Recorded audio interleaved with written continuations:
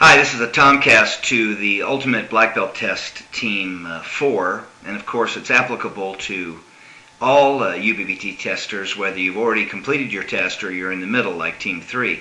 But this is primarily focused at beginners who are starting in the Team 4 process and kind of have to get acclimated.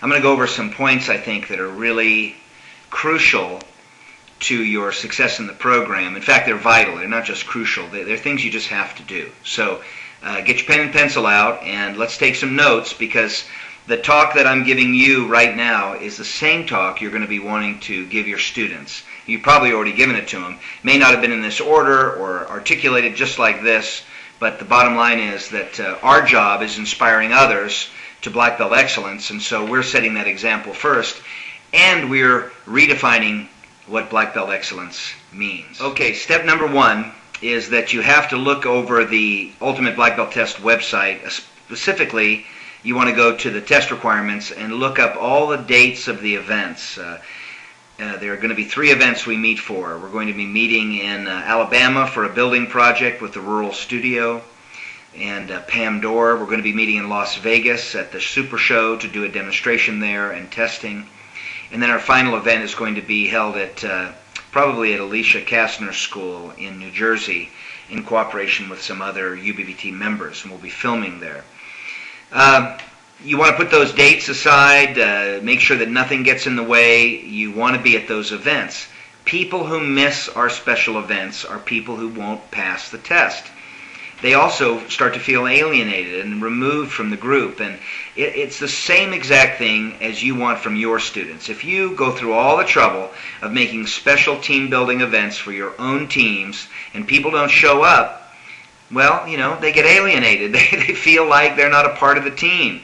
And I'll tell you that there are many benefits to being in the Ultimate Black Belt Test, one of the most important being the friendships that you form and the experiences you have with people off the mat. So you could pay for the UBBT and find that just the events themselves and the friendships that you form and the experiences you have are worth the money. So check out those events. If you have any questions, call me immediately or at any time, email me, but do not miss those events.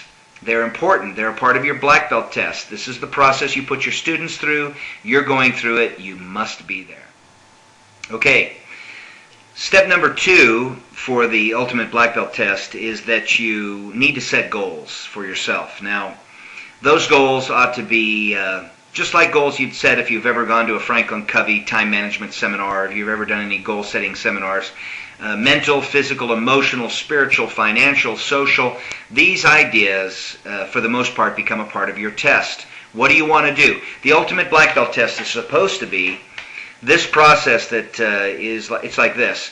Everything that you know you should be doing, that you wanted to do, but you just couldn't kick yourself in the butt to do, that's your Ultimate Black Belt Test. Listen, what you want to show your students is how they can integrate their personal life and goals in with the goals of the studio. You don't want those two things to be separate. Oh, those are my martial arts things. They're not a part of my life. Integrate them and show them how by integrating your own personal goals, whether it be college education or time with family or reading or weight goals or things that you want to do in the world, these things, you know, in the Ultimate Black Belt Test, it wouldn't just be on the mat. It would affect your whole life. And so to write those goals down and send them to me makes them a public declaration. You ought to be sending them out to all your teammates.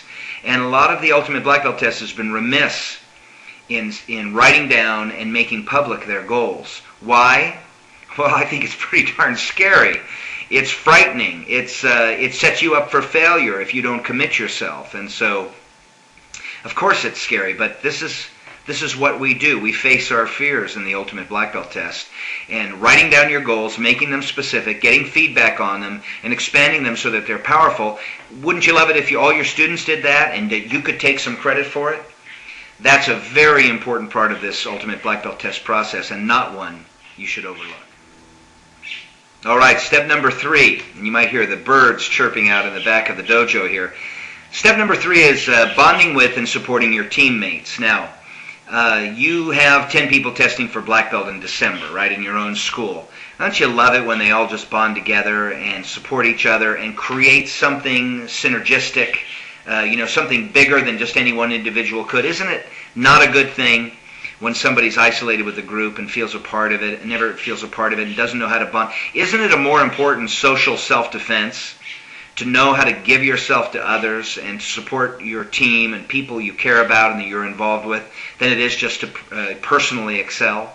I think it is. I think that the world would be a better place if we had more people who knew how to make other people feel important, feel supported, and that they spend a little more time, less time focusing on themselves and a little more time focusing on those people around them. Well, this is your opportunity to write the book. In fact, after this process, couldn't you write a book or an article, how to support your team? And wouldn't you have the ABCs, 1 through 100 steps that you could, write down and teach others how to do it? Do it by your example. This is your chance. For 1 year, you're forming a team with some highly motivated individuals. Show us what team is. Show us how you'd support them. It isn't just in a weekly email. It's really, giving a hoot about your fellow classmate. Now, that's not too much to ask master-level martial artists, that you reach out and support each other in unique and important ways. So reaching out, getting to know each other, supporting those people when they're low, because every single one of you are going to hit the wall. You're going to hit the wall. You're going to want to drop out. You're going to drop off the journals. You're going to miss your training. It's going to happen. In a year process, it is going to happen. You have to fall down 7 and get up 8. You have to support each other, and that's what the ultimate black belt test. In the ultimate black belt test, your teammates would combine their energy with yours, and you would create something that nobody could do individually. Now that might be a more important black belt martial arts mastery lesson than anything else we do. All right, step number 4 is you have to make a public declaration. And I don't mean just a public declaration. I mean you tell everybody that you're doing the ultimate black belt test and what it requires of you and what's expected of you and what you plan on doing. You tell your wife, you tell your kids, you tell your relatives, you tell your students, you tell their parents, you tell their relatives, you tell the local media, you tell the newspaper, the television, the Hispanic newspaper in town. I mean, the radio stations, on the web. You put it on the front page of your website, what it is you're doing, what you're tackling. The more public you go with it, not only is it better publicity for your school, but you put yourself in a position that you would look like a complete ass if you fail. You don't want to be, this is diving off the diving board, and once you've made that leap, your body conforms and gets ready to hit that water, and there's no turning back. There's no turning around. There's no way saying, you know what, I changed my mind. Or, hey, I've been all too busy. You have to commit yourself at a level that just completely, on a cellular level, makes you move towards your goals. Anything less, and you increase your chances of failure, or worse than failure, just plain old friggin' mediocrity. So I'm going to tell you right now, public declaration. You should have your young students coming to you every single week. Sir, did you do your push-ups? Ma'am, did you do your forms, repetitions? Where are you keeping track of it? Hey, I didn't see a journal. Listen, it takes a village to raise a child. Well, guess what? It takes a village to raise a real, authentic martial arts master. Those students, your community, the media, your friends and family play as important a role in your development as you're applying yourself to any aspect of this test. So a huge public declaration. If you're a large association owner, you should have told everybody in that association. They all ought to be looking at you like you're either making it, you're having a hard time, or, man, what a loser you are, Put yourself in a position where if you fail, you have to move out of the country.